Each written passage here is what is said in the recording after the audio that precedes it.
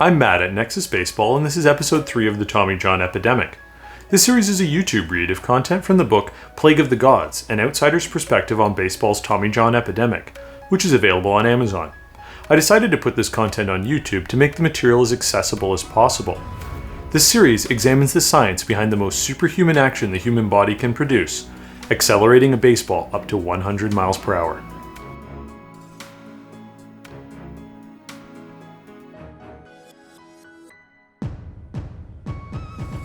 A fastball hisses through the air, halting with a satisfying snap in the catcher's mitt.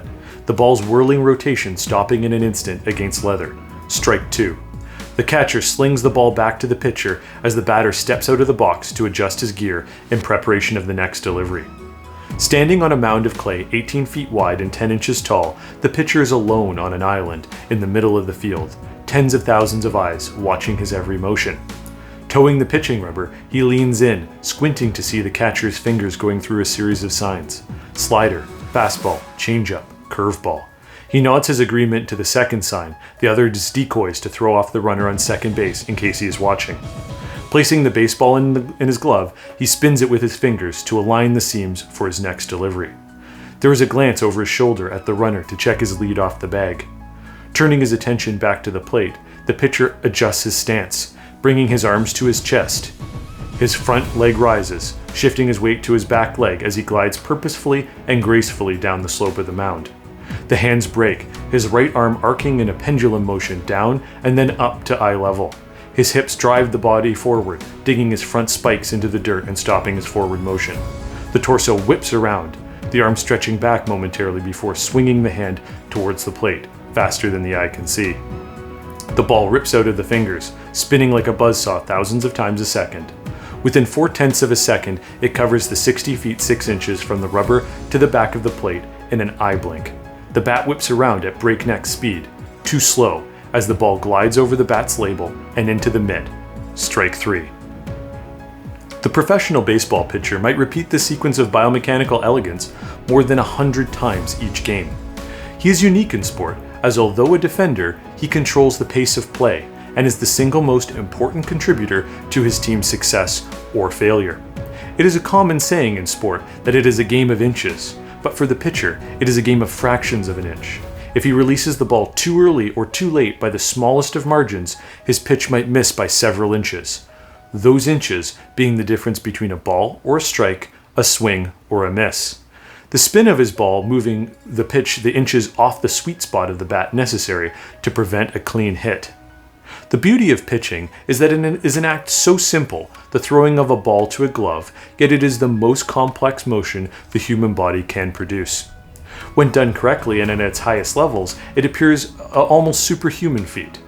Most grown adults are unable to crack 50 or 60 miles an hour on their throw, even with significant size and muscular strength. At carnival and ballpark attractions that test the throwing speed of attendees, it is rare to see anyone break 70 miles per hour, the speed of the slowest professional breaking ball. Even among baseball players, only a relatively small percentage can harness the forces necessary to produce a competitive pitch of 90 miles per hour or more.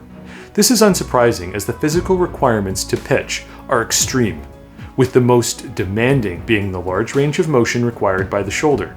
The average person's shoulder simply does not possess the range of motion necessary to bring the hand behind the elbow while keeping the elbow at shoulder height for stability. Without that capability, as a baseline, higher velocities are impossible.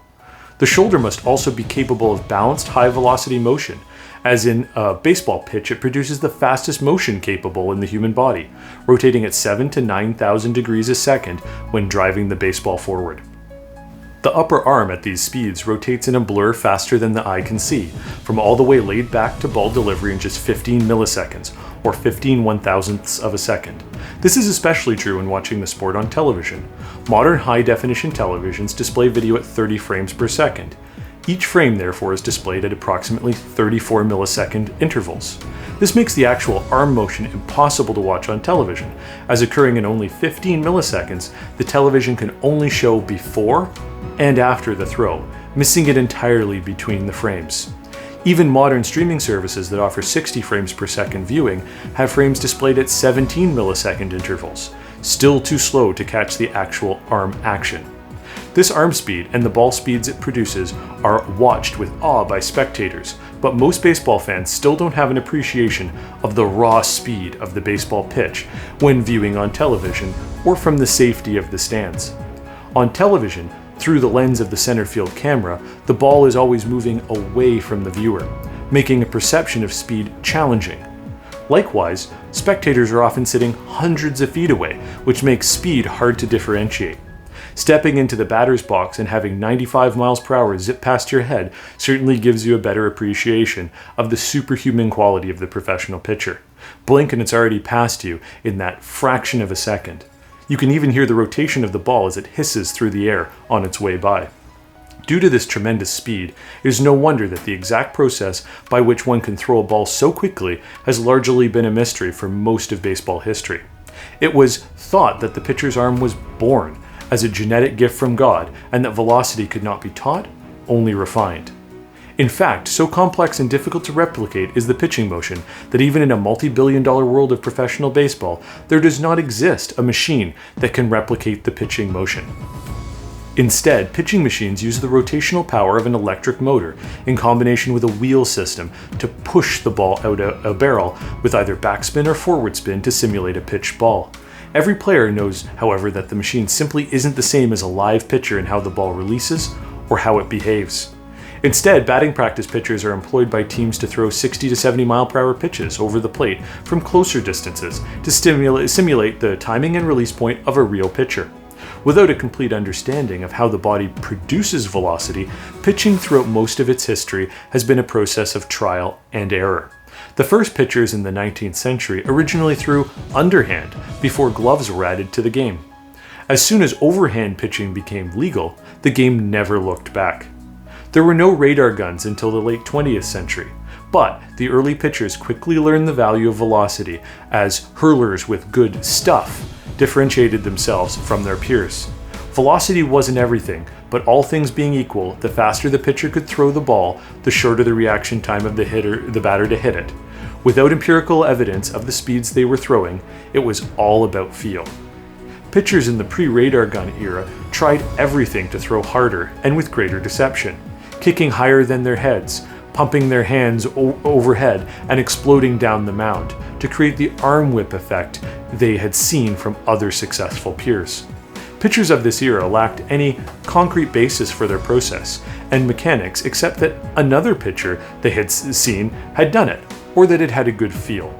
The game evolved through this process of mimicry, while pitching coaches entered the game to teach what had worked for them to their peers.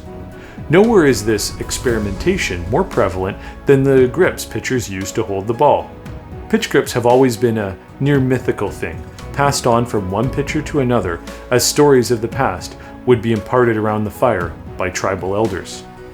Experimentation would then take place, customizing the grip, and the grip would either be added to their repertoire or discarded on the trash heap. Even today, you can see dozens of different grips in use across baseball to throw even the most basic pitch, the fastball. Join me for episode 4 next week. Remember, if you like the content, please like and subscribe. Your support makes this work possible. Also, if you want to jump ahead, please consider picking up the book on Amazon from the link in the description below. See you next week.